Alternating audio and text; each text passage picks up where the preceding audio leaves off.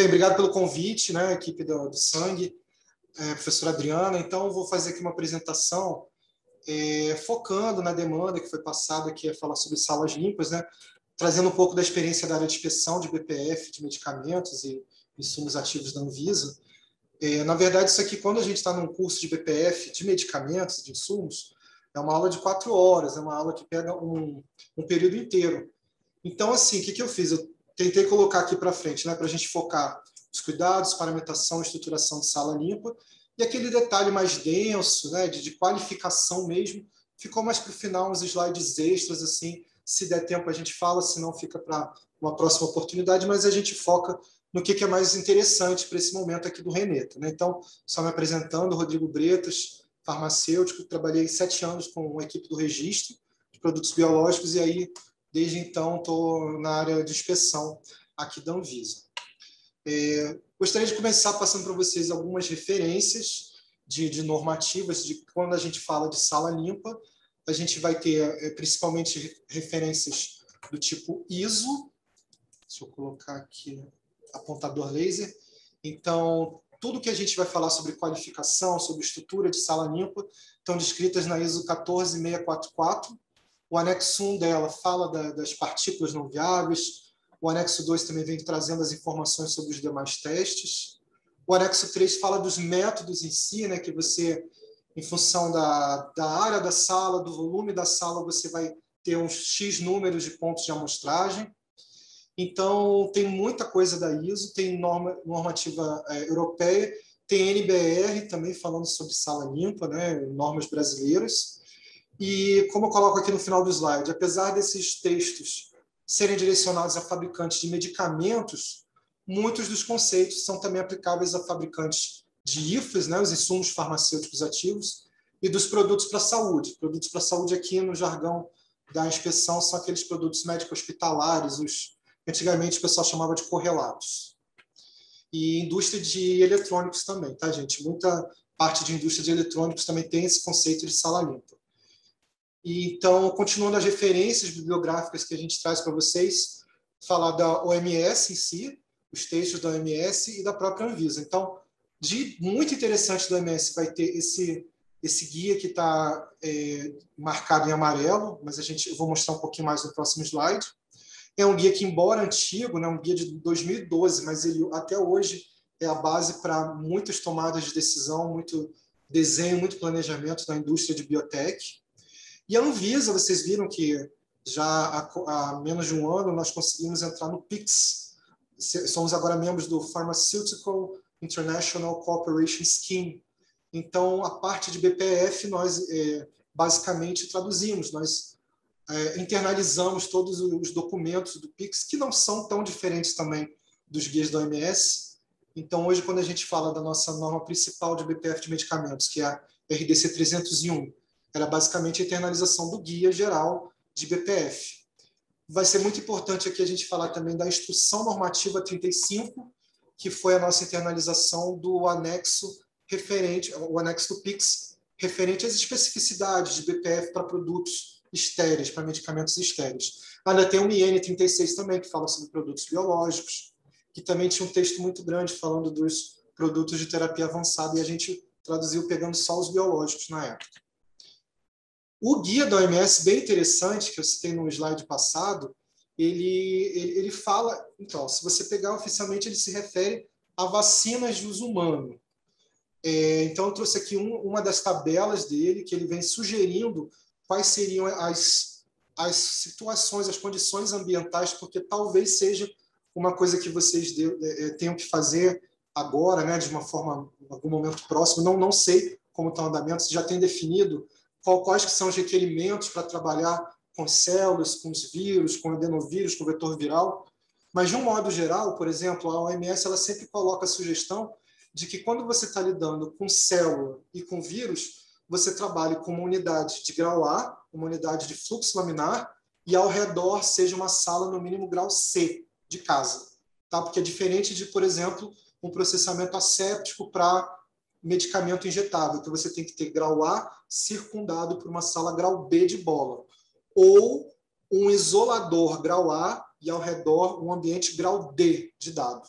no mínimo, né? Pode ser C também. Então, se a gente parar para olhar aqui nessa parte do guia da tabela, o preparo de células de crescimento, ele sugere que seja o DAF em C.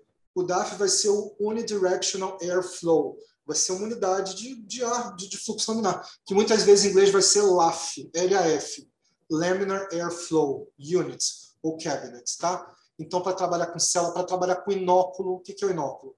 É quando você está trabalhando com a semente de vírus, né? Aqui pode ser um exemplo de uma... Aqui, essa tabela fala sobre vacinas preparadas sem filtração esterilizante. Então, pode ser uma vacina à base de célula, como uma DTP, uma BCG, que o princípio ativo é bactéria. Então, não posso ter filtração esterilizante, senão eu removeria meu princípio ativo. Mas poderia ser uma vacina de vírus, vivo, atenuado, enfim. Tá? Então, a sugestão da MS é sempre isso, para vacina, para produto biológico. Então, fica como uma sugestão se já não houver uma referência na área de produtos de terapia avançada.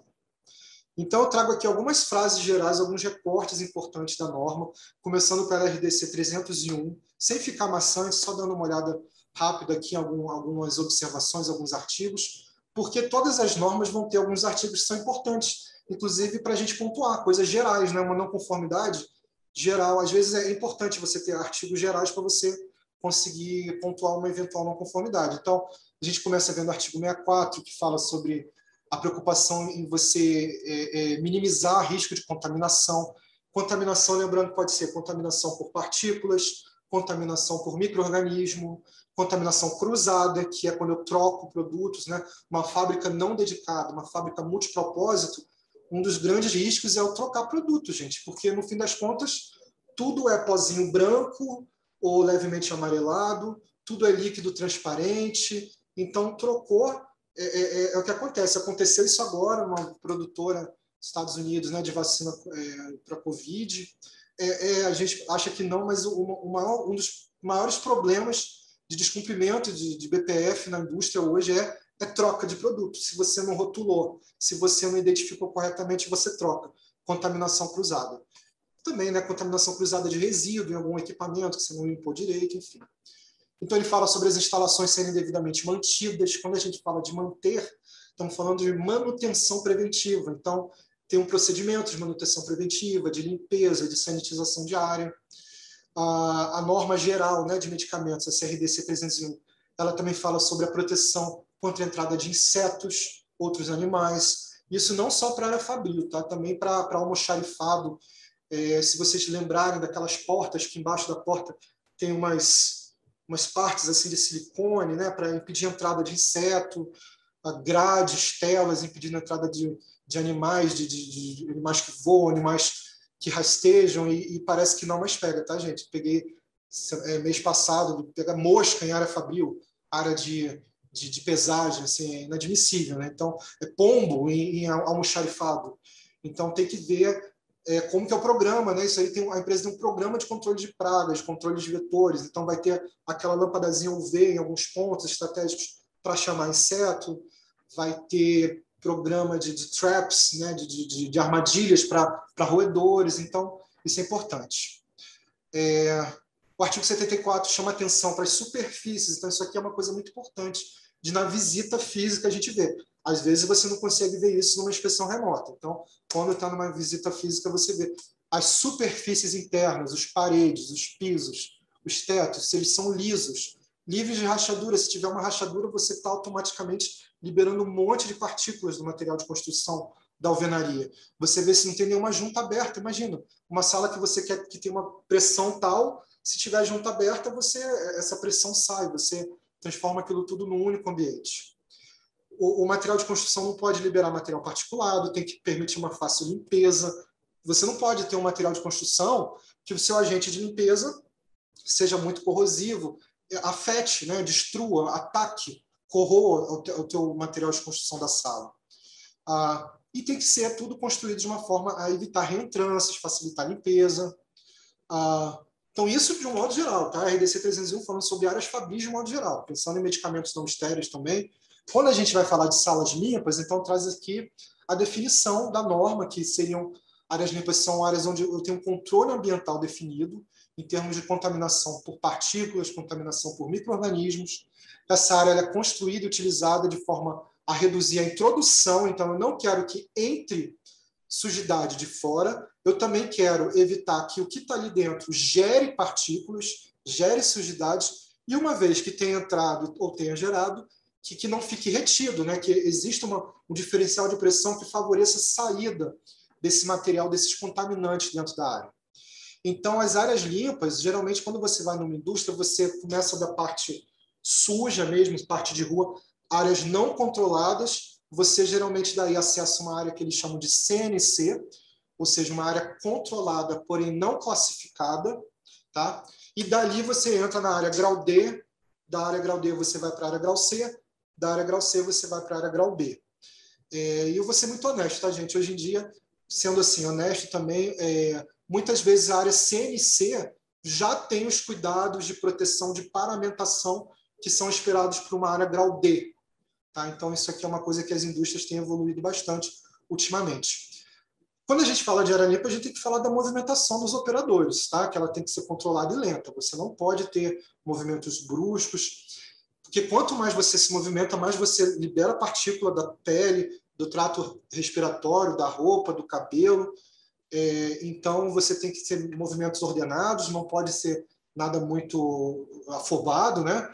Imagina, quando você está no grau B de bola, né? Assim, o processamento asséptico mesmo, você está no grau A, conduzindo operação asséptica, o operador no grau B, às vezes a gente vai para fábricas que os operadores fazem a asepsia das luvas e ficam até assim, com as mãos para cima, para evitar que gere alguma sujidade. Se botar a mão para baixo, às vezes favoreceria arrastar partículas, né, do trato respiratório para baixo. Então, às vezes, você vê a sala grau B, os operadores estão assim. Então, isso pode estar definido, tem que estar de alguma forma definido o procedimento, como é o comportamento que tem que ser ordenado. Não pode ter nada muito rápido, movimentos bruscos. E a sala limpa vai ser construída com materiais apropriados. A sala limpa vai ter paredes, superfícies, vai ter material de alvenaria, ou módulos, né, como a gente vê na Anvisa. Tem muito essa estrutura de módulos, né, das baias, enfim, só que com material mais sanitário. Superfícies vai ter divisórias. Divisórias podem ser construídas com painéis de substratos de lã, de rocha ou vidro. Vai ter anticâmaras ligando salas de diferentes graus de limpeza. Anticâmara, em inglês, o pessoal vai usar muito a palavra airlock. Anticâmaras com portas intertravadas, né? Imagina, você não pode ter as duas abertas ao mesmo tempo. Eu tenho uma sala mais suja, uma anticâmara, me ligando para uma sala mais limpa. Então, faço um gradiente de limpeza. Se eu tiver com as portas da anticâmara abertas ao mesmo tempo, eu fiz com que tudo se tornasse um único grande ambiente, sem uma diferença de pressão, por exemplo. Tá? Então, portas intertravadas, seja por procedimento, não é proibido você ter um POP falando que não pode abrir uma outra, é um sistema de controle mais frágil, né? O ideal é quando você tem no próprio sistema, né? Eletronicamente, uma está aberta, a outra fica travada mesmo. Você pode desafiar isso na visita. Você abre uma, vê se a outra você consegue abrir, ou se vem a luzinha verde, vermelha. Você pode ter pass-throughs ou pass-boxes, que são como se fosse anticâmaras, só que pequenininhas, né? São caixas na parede, conectando duas salas, mas na parede é para materiais pequenos, reagentes, caixas de equipamentos.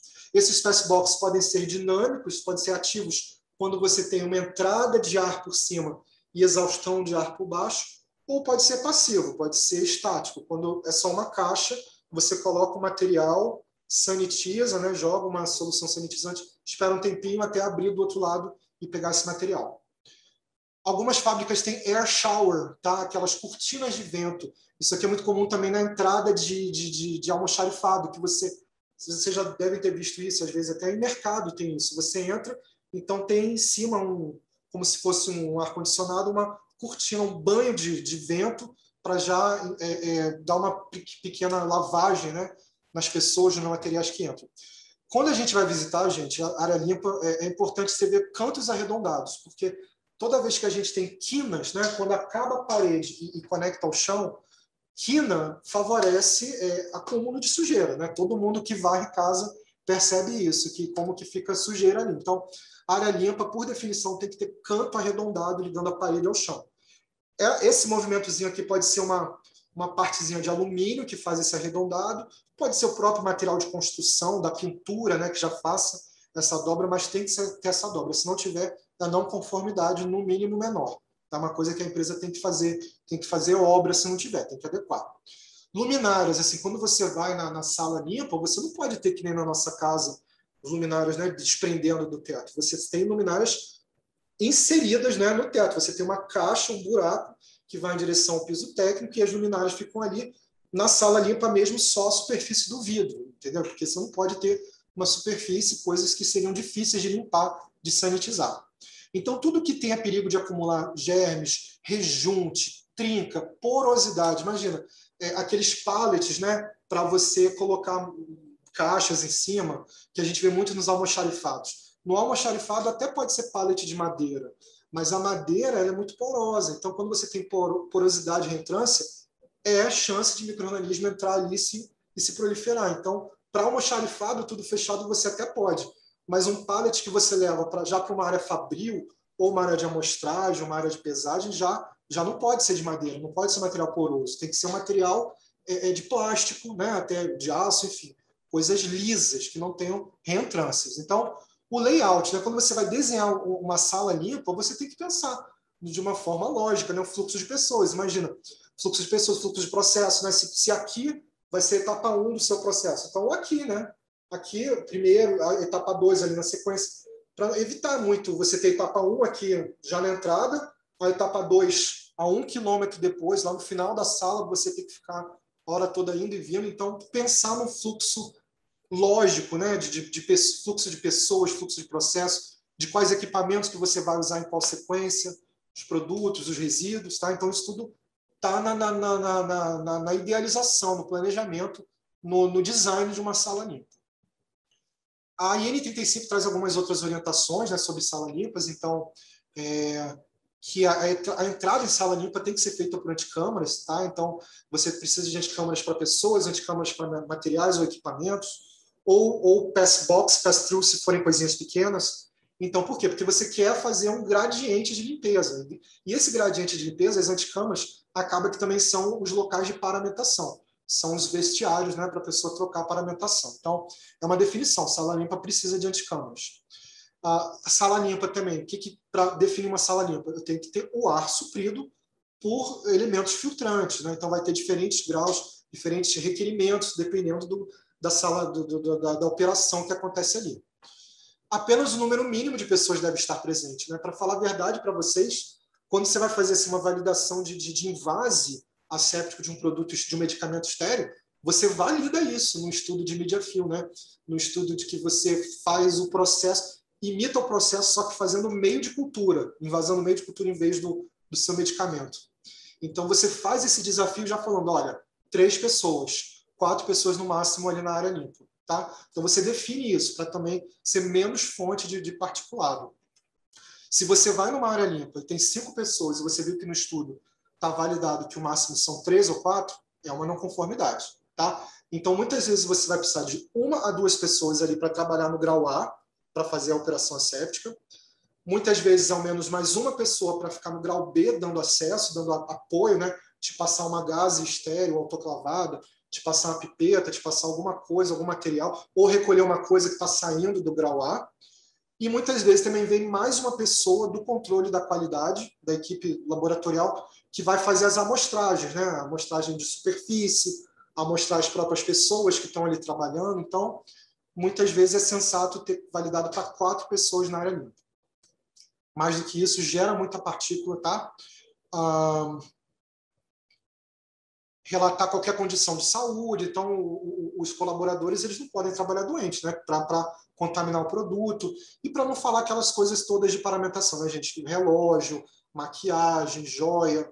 Eu já fui para a indústria que eles sentiram, né, que eu tinha passado perfume e falaram, não, você tem que remover o perfume. Então, às vezes, a gente pensa muito em maquiagem, né, mas uma vez chegaram a me dar um lencinho umedecido, desses de remoção de maquiagem, mas falou, não, você, né, tira o perfume, então passa no pescoço, passa nos pulsos, porque de alguma forma na análise de risco deles eles concluíram que os materiais ali, isso era uma área de pesagem, de amostragem, que eram voláteis, então poderia ter um risco entrar com uma outra substância volátil no perfume. Então, isso, né, é uma das recomendações que a empresa vai definir. Relógios, acessórios, aliança, joia, enfim. Não comer, não fumar, né, gente? Tem todas essas preocupações. E também, então, para a área limpa, você vai ter as primeiras áreas, as primeiras antecâmaras, o primeiro vestiário vai ser a parte de roupa de uso externo, que você vai deixar, ou você vai remover, ou você já vai colocar, vai começar a colocar uma paramentação por cima. E nas áreas mais limpas, você não pode ter, de qualquer forma, né? Áreas grau B, áreas grau C, você não pode ter material, roupa que veio de rua. Cada trabalhador de área grau A ou B deve estar provido com vestimentas limpas, esterilizadas ou adequadamente sanitizadas. Então, para a área grau C e D, você não consegue obrigar que a paramentação seja esterilizada, seja sanitizada. Ela tem que ser limpa. Mas para a área mais limpa, você já consegue obrigar que seja esterilizada ou, no mínimo, sanitizada. Então, muitas empresas vão contratar um serviço terceirista de lavagem e esterilização dessas roupas. Algumas empresas têm já esse serviço in-house, mas a maioria delas é um contrato que você pode até ver em termos de serviços contratados. Pode ser um exemplo bom para ver em qualificação de fornecedor, de qualificação de prestador de serviço. Tá? Então, geralmente esterilizado. Eu, sendo bem honesto, eu nunca vejo assim sanitizado, eu vejo mais esterilizado, porque é só autoclavar, né, gente? Também não é nenhum grande mistério. Então, a norma traz algumas questões sobre as luvas, desinfetadas regularmente durante as operações. Então, você vê que muitas vezes, né, o ideal para sala limpa seja uma estratégia que você não tenha que tocar, né? Que você vá com o cotovelo, assim você consiga sanitizar a mão. Fez a sanitização, espera secar. Cada vez que toca numa superfície, um vidro, de uma envasadora, de um fluxo laminar, você, né, sanitiza as mãos antes e depois, enfim. As máscaras e luvas devem ser substituídas minimamente a cada sessão de trabalho. Gente, toda paramentação funciona como filtro, sabe? Então, a roupa, né, o jaleco, o Tyvek, tudo que você coloca, a máscara, tudo isso são filtros. Filtros. E todo filtro é sujeito à saturação. Por isso que você não pode ficar usando para sempre aquela paramentação. Entendeu? Uma hora ela para de ser eficiente no sentido de impedir que as partículas que você está gerando cheguem na sala limpa. Então, é um turno de trabalho, né? Isso tem que estar validado por quanto tempo você tem que usar. A gente está vendo muito isso agora na pandemia, né? A máscara é uma das grandes perguntas, né? Nossa, de quanto tempo eu tenho que tirar a máscara? Por que você não pode usar aquela mesma máscara para sempre? Porque ela é um filtro. Uma hora ela vai saturar e não vai mais ser eficiente. Então, a mesma coisa para a roupa, tá? A paramentação também é um filtro. A touca para o cabelo é um filtro. A proteção de barba, quando você entra também na sala limpa, aquilo ali é um filtro. Uma hora ele fica saturado e deixa e não protege mais, né, a sala limpa de você, do operador. Então, fala aqui sobre as superfícies, também aqui é mais importante na sala limpa, as superfícies serem lisas, serem resistentes aos tratamentos que você vai usar para sanitizar. Olha só que interessante aqui, esse parágrafo único do artigo 68, não gosta, né? A norma para produtos estéreis não gosta, não recomenda portas de correr. Portas de correr que é muito bonito, tem em casa, tem no armário, no guarda-roupa, mas se você parar para analisar com detalhe, não consegue limpar direito aquele trilhozinho, né? Você tem a porta de correr, então esse trilhozinho aqui, e até o trilhozinho de cima também, sabe? Você não consegue limpar direito aquilo ali, não consegue. Então, para sala limpa você não quer. É uma não conformidade, isso aqui você pode, a gente já fez isso, sabe, de mandar trocar. Também não é a coisa mais cara do mundo para essa adequação, e o risco existe. O risco existe, porque você realmente favorece a retenção de sujidades ali. E, gente, quando você vai para a área grau A e grau B, não pode ter pia e ralo. Tá? Então, isso aqui é muito importante. Grau C e D também já não é tão importante, tão interessante. Tem que ser sifonado, né? A estrutura do ralo, de forma que abra e feche. Tem que ter uma estrutura, uma análise de risco. Na área grau C e grau D, se tiver ralo e pia, já tem que ter uma análise de risco mostrando que não fornece, não aumenta muito o risco de contaminação. Porque é uma comunicação direta com o sistema de esgoto, né, gente? Então, Você não quer isso em área muito limpa. Mesmo em área grau C e D, para ter, tem que ter uma estrutura, tem que ter um procedimento de sanitização.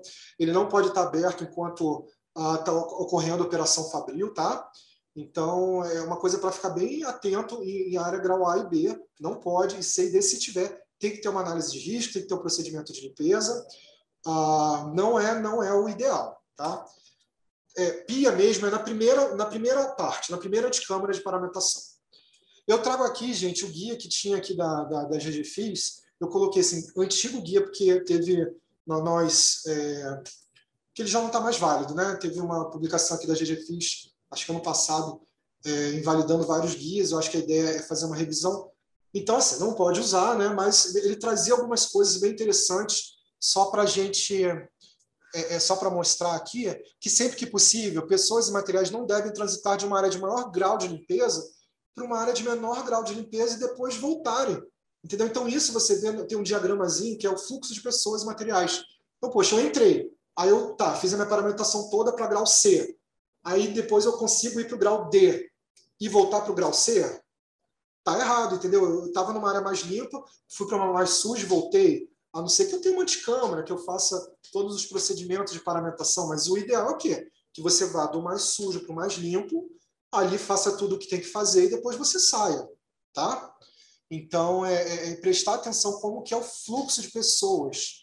A sala utilizada como etapa final para a paramentação dos operadores deve, no estado em repouso, possuir o mesmo grau de limpeza da área para a qual conduz. Então, isso aqui é uma não conformidade que a gente pegou muito ultimamente, tá? Então, assim, o invase, né, de um medicamento estéril, ela é no grau A, né, no fluxo laminar, mas a sala em si é grau B de bola.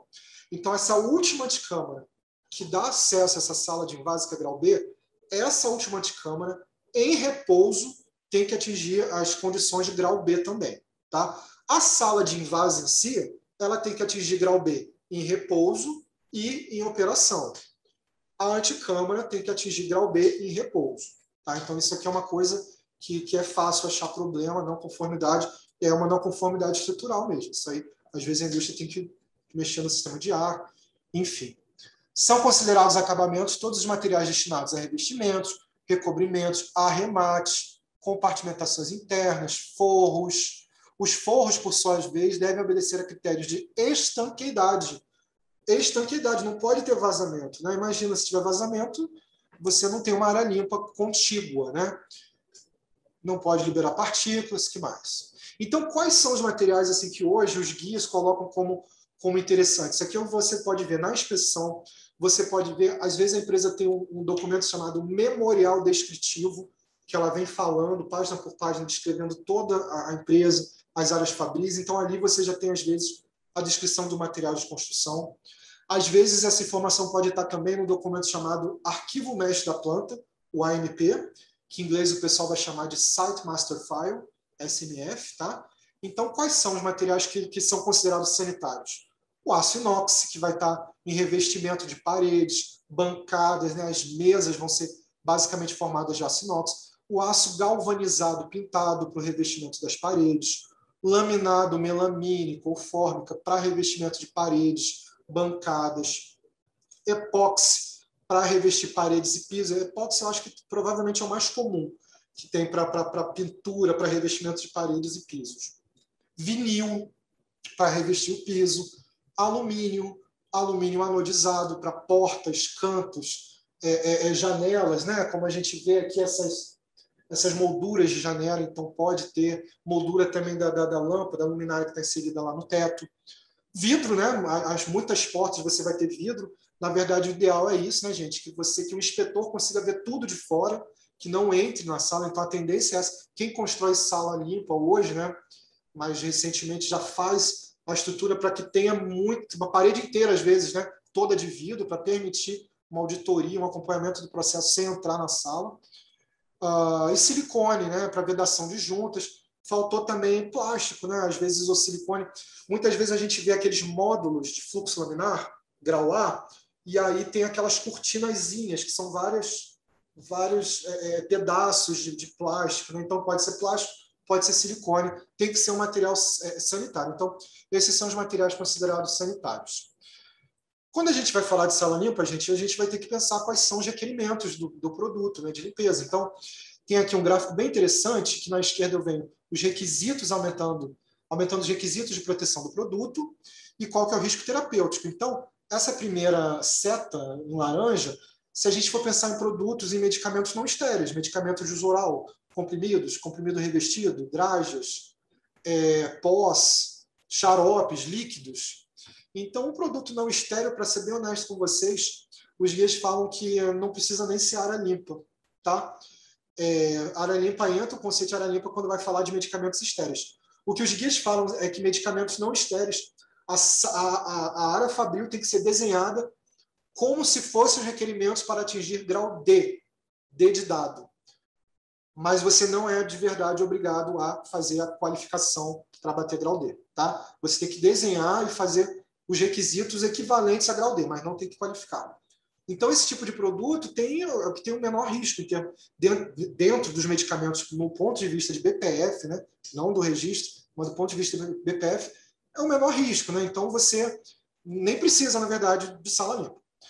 Começa aqui no amarelinho quando eu tenho medicamentos potencialmente tóxicos, citotóxicos, né, para tratamento de câncer, medicamentos altamente sensibilizantes, então penicilinas, cefalosporinas. Então, isso aqui eu já vou querer mais proteção até para sensibilização, né, para cuidado do operador.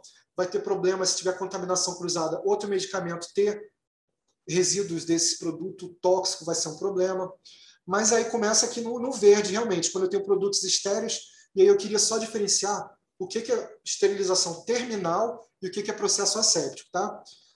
O verdinho são produtos estéreis por esterilização terminal, que é quando eu já tenho um produto lá no meu recipiente e ali eu vou esterilizá-lo. Então, uma salina, alguma coisa que suporte, por exemplo, uma autoclavação, eu invaso primeiro, e aí pode ser em grau C, e aí eu vou autoclavar. Para produto biológico é muito o caso dos diluentes, né? Eu tenho uma vacina liofilizada, mas o diluente em si é só WFI, é só salina em WFI, então suporta calor. Então eu invaso em grau, pode ser em grau C, eu invaso e levo para autoclavação.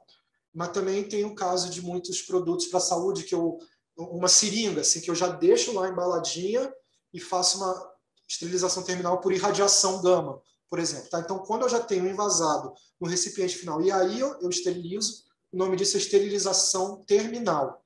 Então, você vê que para esterilização terminal também é um requerimento um pouquinho menor. Já é maior do que os outros, mas eu posso fazer a formulação em grau C de casa e depois esterilizar. Diferente do nosso caso aqui, que é o caso dos produtos, né, de vocês, e de produtos biológicos, que é proteína, é célula, não suporta calor. Então, todo o processamento tem que ser asséptico, tem que ser em ambiente grau A, em ambiente estéril, em ambiente de fluxo laminar. Então, aqui eu tenho muito mais requerimentos, né, de BPF, de proteção ao produto. Então, a IN, né, a Instrução Normativa 35, ela começa definindo o que é grau A. Grau A é onde eu tenho ar estéril. Então, o grau A vai ser onde eu tenho fluxo laminar, vai ser o LAF, Laminar Airflow, ou o DAF, Unidirectional Airflow, vai ser definido por uma velocidade de ar de 0,36 a 0,54 metros por segundo, a velocidade, vai ter que ter filtração de filtro EPA, geralmente H13 ou H14, claro que o ar até chegar ali também tem que ter um pré-tratamento, tá? Alguns outros filtros. Então, vai ser um ambiente estéreo para trabalhar, onde eu posso ter produto estéreo aberto. Tá? Então, o grau A é isso. O grau B é o que vai estar exatamente ao redor. Então, para eu chamar de grau A, na verdade, por definição, grau A ele está circundado por grau B de bola. A não ser que seja um isolador. Um isolador, eu posso ter um isolador grau A e ao redor ser grau D de dado. Qualquer coisa fora isso, eu não posso falar que de verdade é grau A pela formalidade das normas. Entendeu? Então, um módulo de fluxo laminar numa sala grau C, eu falo que é isso. Eu falo que é um módulo de fluxo laminar, o DAF circundado por grau C. E o ar dele é equivalente ao grau A. Né? Em inglês o pessoal fala Grade A Air Quality. É a qualidade equivalente ao grau A, mas eu não posso chamar de A, porque ele não está circundado por B, e tampouco é um isolador A circundado por D. Tá? Então, é isso. O grau B é o que está ao redor do grau A. Grau C e grau D são as áreas, né, que vão tendo gradiente de limpeza até chegar lá. Grau C é para medicamento estéril, onde eu tenho formulação do produto, né, onde eu pego o meu princípio ativo, coloco os recipientes e vou formulando, vou homogeneizando, para depois fazer a filtração esterilizante e o invase asséptico nas garrafinhas, nos frascos, em grau A, circundado por B. E o grau D é onde eu entro, onde eu vou ter limpeza, lavagem de materiais, tá? Então, gente, paramentação, sendo bem direto com vocês, o que a norma coloca é muito pouco, tá? Cada empresa vai ter seus próprios procedimentos, seus POPs ou ITs, instrução de trabalho definindo. Você vai avaliar se ela cumpre o mínimo disso aqui, mas o que a norma coloca de verdade é muito pouco. Aquela coisa, né, gente? Todo mundo que é regulador sabe. A norma coloca o mínimo do mínimo. As empresas, os fabricantes são estimulados a fazerem sempre mais, mas a norma coloca o mínimo do mínimo. Então, o que a gente consegue cobrar como não conformidade se não cumprir é o que está na norma. Então, o que ele coloca? Para grau D, então, o primeiro grau de sala limpa, né, o mais sujo de todas as salas limpas, ele requer que o cabelo, e quando for o caso, barba e bigode, devem estar cobertos. Então, no grau D, eu tenho uma divisória, olha, eu estou saindo da área CNC, controlada, não classificada, então no grau D eu tenho que colocar a touca e o protetor de bigode. Devem ser usadas vestimentas protetoras e sapatos ou coberturas de sapato apropriada. Então, ali, eu posso trocar, né? Geralmente é muito isso. Quem é funcionário troca, porque já tem um sapato que fica ali, sanitizado na área limpa. Você, visitante, vai colocar o overshoe. Overshoe ou covershoe? Agora fiquei na dúvida. Acho que é overshoe. É uma touca, né? Só que aí você cobre o pé. Você cobre o seu sapato. Às vezes eles te forçam a colocar duas. Enfim, então você vai avaliar se esses requisitos estão sendo cumpridos. As medidas apropriadas devem ser tomadas para evitar qualquer contaminação proveniente de áreas externas. Então, esse vai ser o momento que você vai ter pia, então você vai fazer também a lavagem da mão. Muitas vezes eles vão ter ali impressos, né, colados o procedimento, né? Agora a gente está vendo que tem muito... eles validam, né, os procedimentos, como você vai fazer a correta asepsia das mãos. Então você segue todas essas instruções. Então, grau D, gente, o que eu posso pontuar como não conformidade se ele não seguir isso? Bigode, cabelo e colocar alguma coisa por cima e cobrir sapato. Cobrir sapato. Você dali, você tem acesso a algumas áreas, e aí você vai entrar numa anticâmara para se paramentar para grau C. Então, grau C você já tem atividades fabris importantes. Então, aqui quais são os requerimentos? Cabelo, quando for o caso, a barba e bigode devem estar cobertos, tudo bem. A vestimenta, então você pode continuar, pode colocar uma outra por cima do que você já tem. A vestimenta apropriada com calça e jaleco de mangas apertadas nos pulsos e com gola alta e sapatos ou cobertura de sapato apropriados devem ser usados. A roupa não deve soltar nenhuma fibra ou partícula. Então, nesse desenho aqui, ó, esse menino aqui no desenho à direita, a parte azul seria o equivalente ao grau C. Então, grau C, gente, muitas vezes é o que chama de Tyvek. Só que Tyvek, Tyvek, ele é um nome de marca, né? Mas é um modelo de paramentação que é como se fosse essa paramentação que é uma peça única, tá? Então, geralmente você vai pegar, vai dobrar, você vai pegar, ela está, né, fechada, autoclavada. Então, você vai abri-la sem encostar no chão, você vai abrir o zíper, vai segurar na metade, onde fica a altura da cintura, e você vai fazer uma estratégia, né, meio que de yoga, meio que de equilíbrio, de você entrar primeiro uma perna, depois a outra. Então, a ideia é você não tocar no chão com aquela roupa.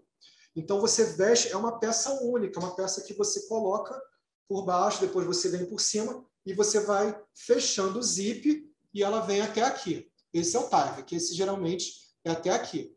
Mas você vê, né? Tudo bem, ainda estou com a máscara, estou com a proteção para cabelo, mas ainda tenho algumas partes de pele expostas. Entendeu? Então, eu cobri tudo do pescoço para baixo, mas ainda tenho um pouco de pele exposta.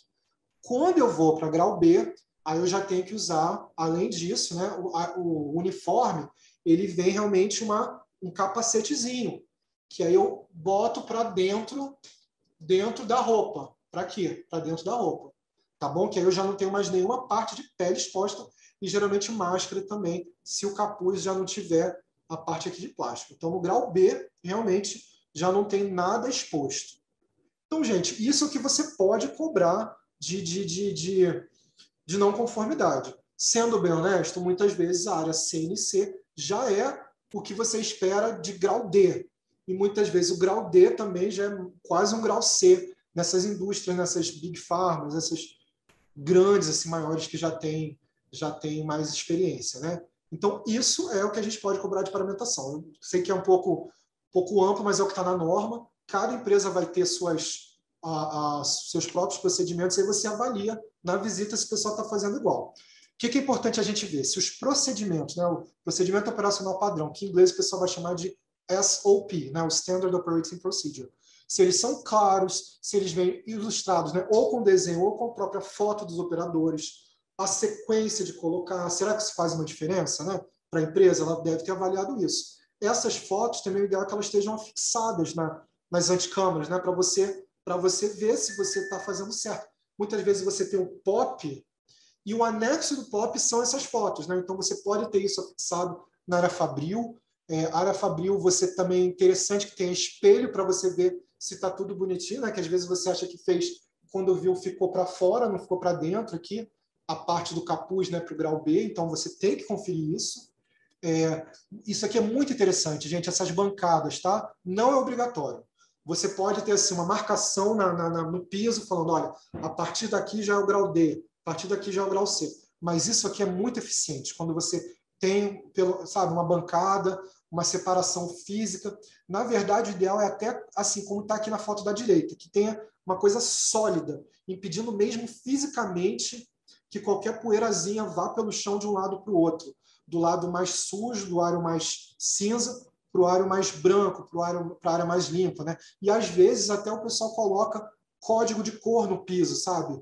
Aqui o grau C é azul, o grau B é verde, enfim. Tá? Então você vê, isso aqui, ó, essas aqui são as cortinas que eu estava falando, tá? Que pode ser de plástico, de silicone, para uma área limpa. Então você vê aqui, eu tenho toda uma área limpa, grau A. Olha, isso aqui provavelmente, ó, aqui eu tenho no teto provavelmente os filtros EPA terminais, fornecendo o ambiente grau A para aqui o invase dos medicamentos. Então, a gente também, quando visita, vai ver a lavagem, a asepsia das mãos. Quando você coloca a luva, já não lava mais, né? Mas pode fazer a asepsia das luvas. Evitar que o uniforme estéreo toque no chão. Lá no CNC, lá no grau D, não tem tanto problema. Mas a partir do grau C já tem problema do uniforme tocar no chão. Inclusive, isso, quando você trabalha na área limpa, o operador, você é desafiado. Você faz o POP de treinamento, depois você é avaliado. A qualificação do operador de área limpa. Você tem que fazer e vem um carinha com a placa, né, de meio de cultura, de monitoramento ambiental e toca, né, para ver se realmente você fez direitinho e não contaminou seu uniforme. E você reparar também se tem asepsia constante das luvas, evitar contato, né, tudo que você não precisar tocar, não tocar. Então, dentro da sala limpa, gente, o que define a qualidade do ar? Depende da contaminação do ar externo, né? Então, você vê uma fábrica que esteja numa área muito poluída, vai ter mais trabalho, né? É para te chamar mais atenção. Se você vai para um lugar muito quente, úmido, por exemplo, Índia é muito quente e úmido, né? Uma das estações do ano, eles consideram, as monções, eles consideram uma estação do ano, como inverno, né? Às vezes, não para geografia da coisa, né? Mas para fins de qualificação de temperatura, de transporte, enfim. Então, eles consideram uma variável importante. Então, quando você tem muito calor e muita umidade, é mais chance de ter levedura do que bactéria, né? Então, uma fábrica na Índia, uma fábrica em Havana, em Cuba, assim, no Rio de Janeiro também, né? Entendeu? Então, você depende muito assim, da qualidade do ar externo para você ver como é que vai estar a qualidade do ar dentro da sala limpa. O que é o fresh air, o ar fresco, né? Que vem de fora da fábrica, que vem das salas limpas que estão ao lado. A qualidade do ar na sala limpa vai depender do seu sistema de HVAC, né? A eficiência dele em remover contaminantes e impedir que entre, uma vez que entra, de remover, e das atividades realizadas, né? Então, existe desprendimento de partícula por causa do material de construção, superfícies, equipamentos, pessoas, materiais, tá? Recipientes que a gente leva. Então, continuando aqui, parâmetros que influenciam a proteção do produto contra a contaminação. Colocamos aqui basicamente os parâmetros que são verificados durante a qualificação de uma sala limpa, então a contagem no número de partículas não viáveis no ar, micro-organismos no ar ou já parados em superfícies, a velocidade do ar, padrão de fluxo de ar, né? Então, no fluxo laminar, laminaridade, o fluxo é unidirecional, ele não é turbulento. O diferencial de pressão diária entre as salas, então uma sala limpa com pressão mais alta, ela faz a tendência de que o ar vá para a sala menos limpa. A existência de anticâmaras que fazem uma cascata de pressão, né, gente? Então, de um modo geral, muitos produtos, o produto estéril comum, você tem uma cascata de pressão. A sala mais limpa do invase asséptico, que é a pressão mais alta em relação à anticâmara, em relação à área de acesso. Então, você faz uma cascata de pressão.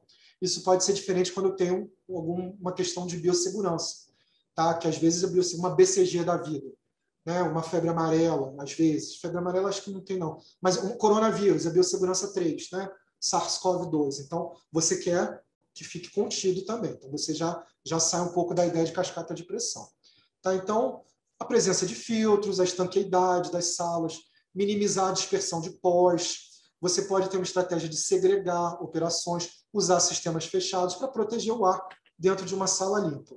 E fora, assim, né, tem tudo a gente que falou aqui agora, a estrutura da sala, mas a gente não pode esquecer de medidas de comportamento, que são sanitização e higiene, né, gente? Isso aqui, BPF é muito isso. BPF é muito o sentido que às vezes parece com definição de ética, sabe? Que é o que você faz quando não tem ninguém te olhando. É uma cultura, BPF é uma cultura.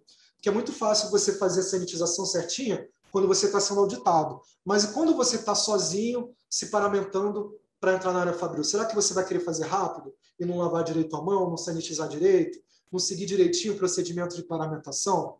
Então, BPF é uma questão de cultura. É o que você faz, mesmo se não estiver sendo auditado, mesmo se não estiver sendo observado. Então, como que são os procedimentos de sanitização e higiene? Isso vai estar diretamente envolvido, né, na qualidade do ar. O treinamento do pessoal, paramentação. Em inglês, o termo para paramentação é gowning. É o ato de colocar uma roupa, um paramento. Gowning procedure, você vai perguntar. Instalações, equipamentos adequados, procedimentos adequados para movimentação de materiais e pessoas para pouco, né, movimento para cima e para baixo.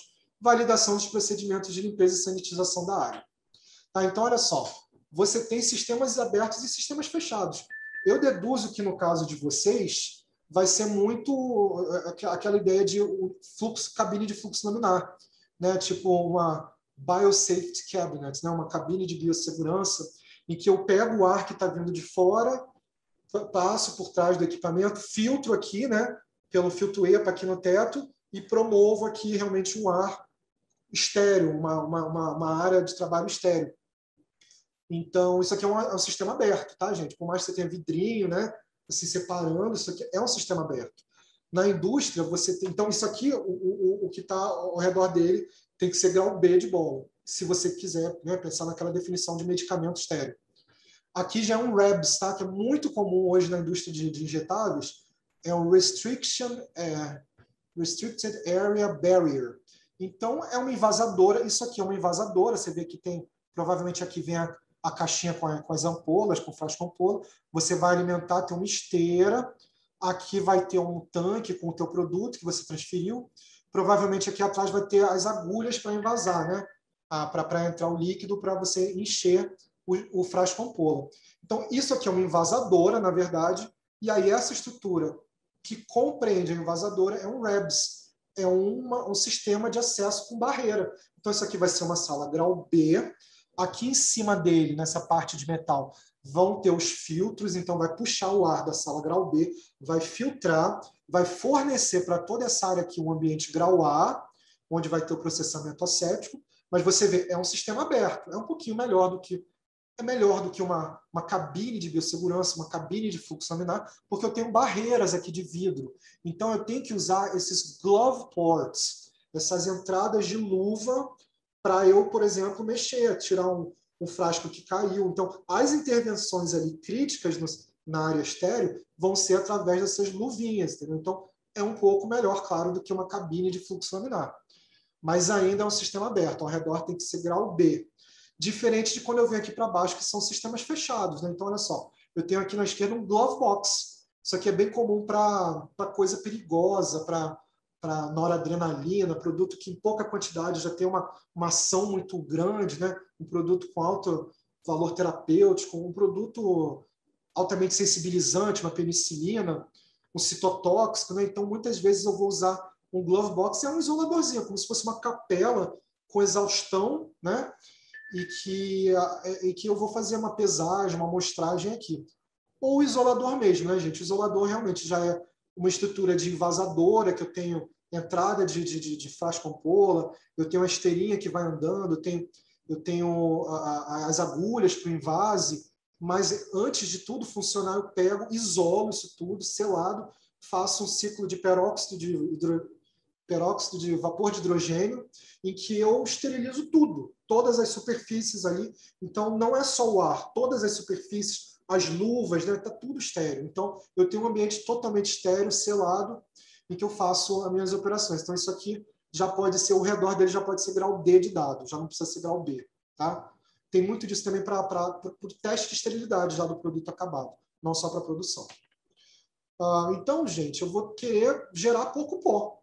Tá? Eu não sei como é que vão ser as atividades de vocês, mas eu deduzo assim que pelo menos a parte de você preparar meios de cultura, preparar um PBS, uma solução tampão, muitas vezes você vai comprar o pó e vai diluir na água para injetáveis, enfim. Então, sempre que possível, você vai tentar evitar a contaminação por pó, por vapor.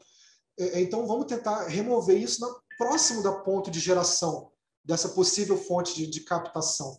Então, muitas vezes eu vou ter uma operação de pesagem ou de amostragem e eu vou ter um extrator. Esse desenho aqui, essa foto, na verdade, né? Isso aqui é um extrator.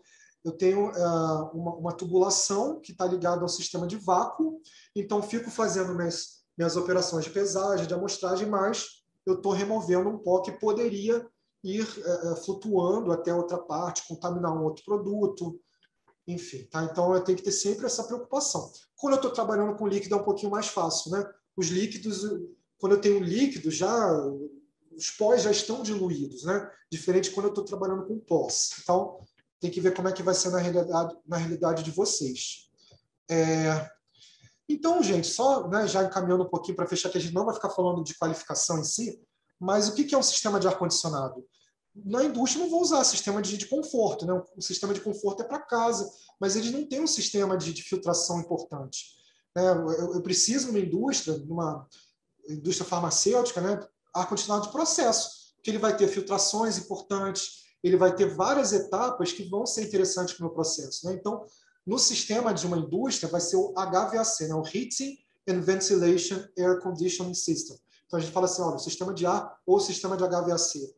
Ele vai ter importância na proteção do produto, na proteção dos próprios operadores e do ambiente, né? Porque às vezes eu vou ter filtros na saída da sala limpa.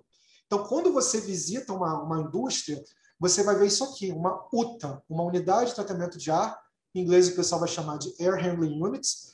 Então, é uma caixa que você vai lá no piso técnico, então provavelmente aqui na esquerda é a área que ele realmente capta o ar do ambiente, né? Aquele ar mais grosseiro, e aqui, em cada caixinha dessa aqui que tem um visor, provavelmente onde tem um filtro.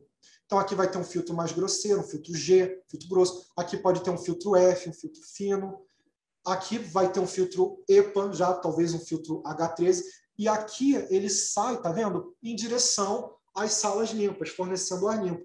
Provavelmente aqui também eu tenho um esquema de recirculação do ar, né? Para ficar mais econômico, eu posso vir também da exaustão da sala limpa, voltando aqui para a caixa UTA para passar de novo pelo filtro EPA, né, e voltar à sala. Então, isso aqui é o que a gente vê quando a gente visita a área técnica das indústrias, é muito assim, olha, como a gente vê. Então, você vê aqui a identificação, essa aqui é a UTA número 1.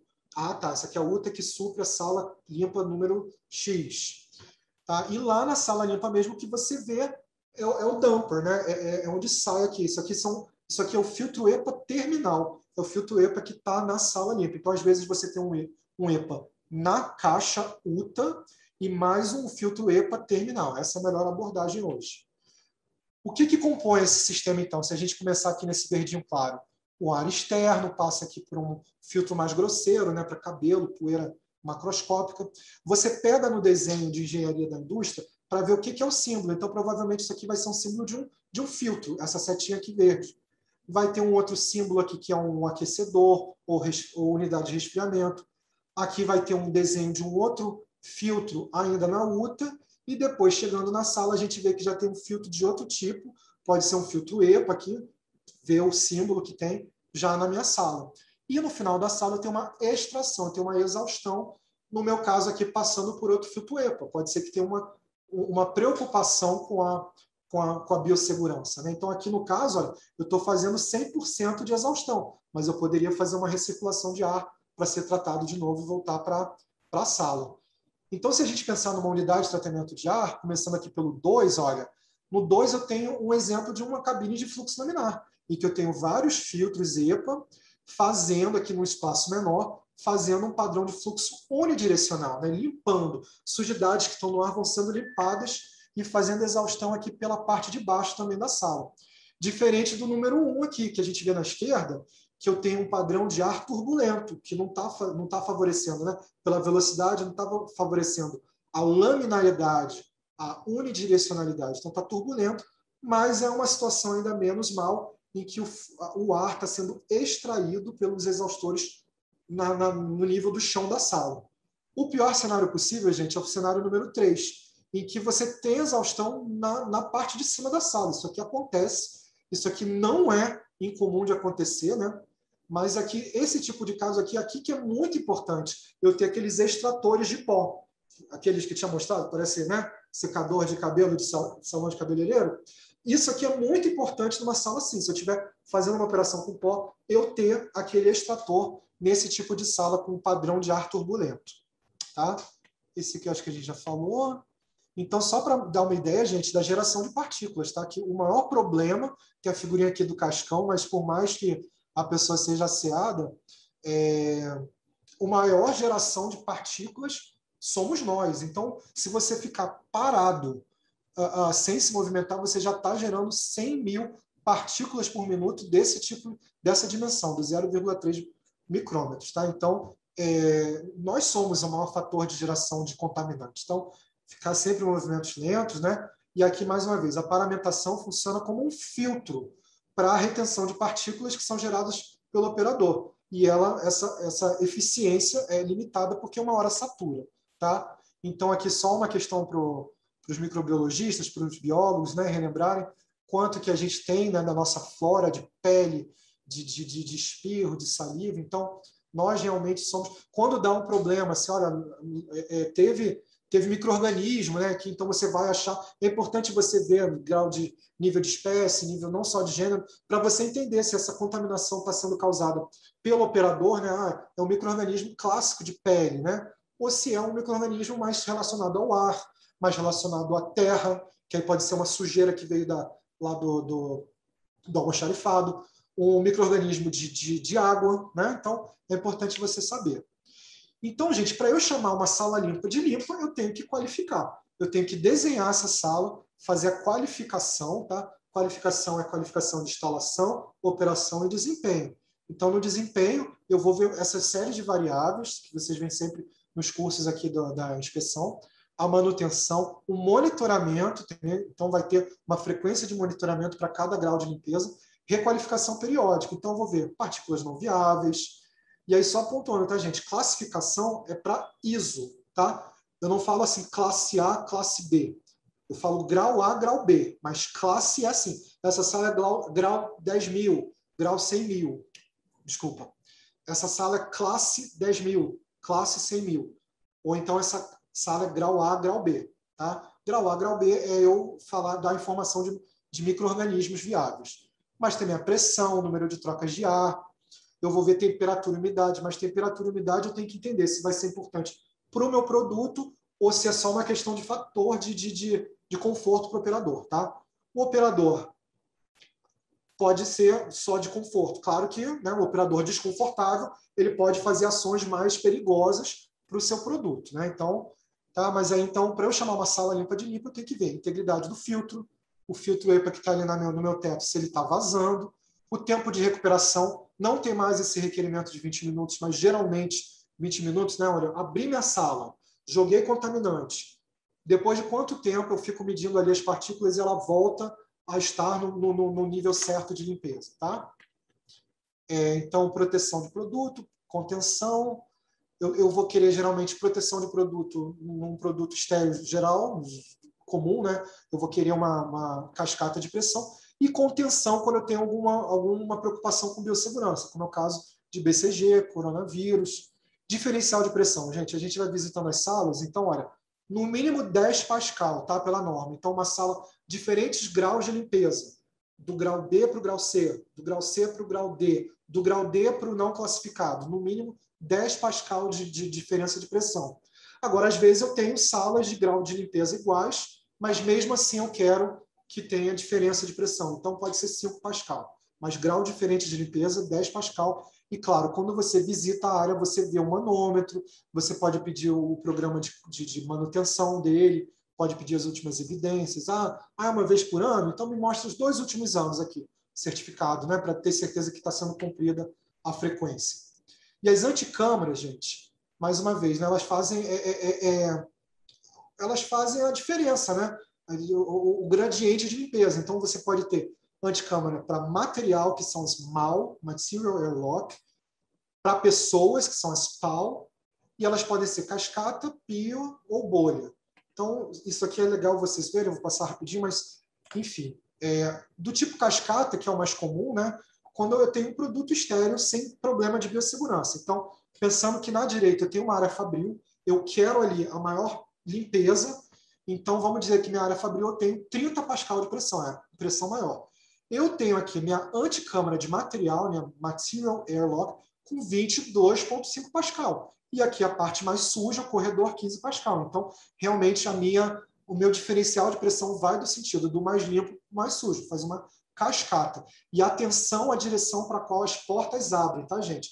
Porque, olha só, a porta tem que abrir para onde ela não tem tendência de abrir. Você vê aqui, olha, aqui na área mais limpa, se a porta está abrindo para dentro, se eu deixasse a porta abrindo para fora, vai que eu sair e deixei a porta no tranquei direito. A tendência vai ser ela abrir e vai acabar com o meu diferencial de pressão. Então, isso é uma coisa bem importante da gente ver na visita ou até no projeto, no desenho de engenharia, tá? A porta aqui, eu quero que ela abra para a direção da área mais limpa, para favorecer que ela não se abra se eu deixar mal entreaberta, se não fechar direito, tá bom? Então, cascata. O segundo tipo é o tipo pia, o tipo sink. Então, você vê aqui, eu tenho minha área fabril na direita, com 30 pascal de pressão. Mas a minha área mais suja, que é o corredor ali na esquerda, também tem 30 pascal de pressão. O que tem pressão menor é a anticâmara que conecta essas duas áreas. A minha Material Airlock com 15 pascal de pressão. Então, aqui eu vou favorecer que tanto o ar mais limpo aqui da área fabril venha para cá, tanto o ar mais sujo também venha para cá para dentro, e claro, daqui eu vou ter um sistema de exaustão, com filtragem, né? Então aqui eu estou fazendo, né, estou um pouquinho protegendo o produto, no sentido que a pressão ali na sala fabril é alta, então sai, né? Ela sai, a pressão sai, a sujidade, eu estou um pouquinho protegendo o produto, mas ao mesmo tempo eu não estou deixando o produto sair. Eu também estou contendo aqui o produto, sabe? Então pode ser uma estratégia interessante para um produto perigoso, um produto de aspecto de biossegurança. E o último tipo de anticâmara é do tipo bubble, ou seja, é como se eu fizesse uma bolha, eu fizesse uma barreira aqui na anticâmara, ela tem a pressão maior, ela tem 30 pascal aqui. A parte mais suja aqui, o corredor, tem uma pressão menor, a parte mais limpa, a área fabril, tem uma pressão menor. Então, na verdade, aqui na área fabril fica contido, o que tem que ficar contido, também não entra sujidade, porque o que está aqui na parte mais suja não passa. Tá? Então, eu faço uma bolha. Então, cada empresa vai desenvolver e você vai avaliar se faz sentido ou não o que ela está falando. E você vê aqui, por exemplo, vamos dizer que eu tenha 3 áreas fabris aqui com 15 pascal, mas eu tenho um corredor de 30 pascal. Então, esse corredor, eu estou favorecendo que fique dentro, que o ar que está dentro das salas fique dentro, que ele fique contido. Eu estou favorecendo que fique ali, que não saia, né? Se for alguma questão, eu não sei se vocês vão lidar assim, né? Material humano, né? Às vezes tem questão de biossegurança, né? Então, engraçado, aqui o corredor faz uma contenção para dentro da sala, mas ao mesmo tempo o corredor ele faz uma bolha, ele começa a fazer uma cascata para fora. Então o corredor, já vem aqui para o airlock já 15 pascal, aqui já é 0, então ele também favorece que o ar saia aqui.